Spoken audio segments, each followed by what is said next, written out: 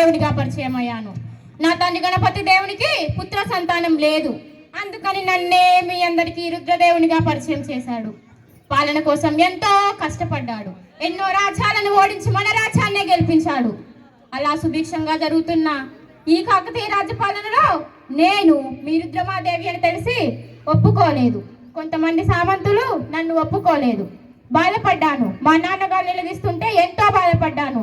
అప్పుడు నేను చెప్పాను, ఆడవాళ్ళు అయితే ఏమవుతుంది, కష్టపడట్లేదా? నేను మీకోసం కష్టపడట్లేదా?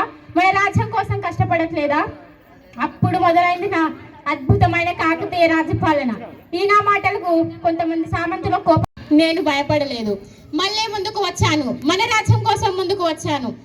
అలా జరుగుతున్న సుభిక్షంగా జరుగుతున్న నా కాకతీయ రాజ్యపాలనలో గొడవ, అది ఒక నది కోసం సహించలేకపోయాను. అప్పుడు నేను చెప్పాను, ఒక్క తల్లి పాలు తాగి పెరిగి అక్క చెల్లి అన్నదమ్ములు అవుతున్నామే, అదే ఒకే నది నీళ్లు తాగి ఒరిగే వాళ్ళం. అక్క చెల్లి అన్నదమ్ములు తోబట్టులం కాలేమా?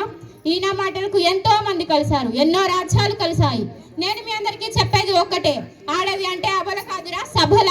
సబల అంటే సర్వశక్తి సామర్థ్యాలు కలిగి ఉన్న ఒక మహిళామణి. జై కాకతీయ సామ్రాజ్యం.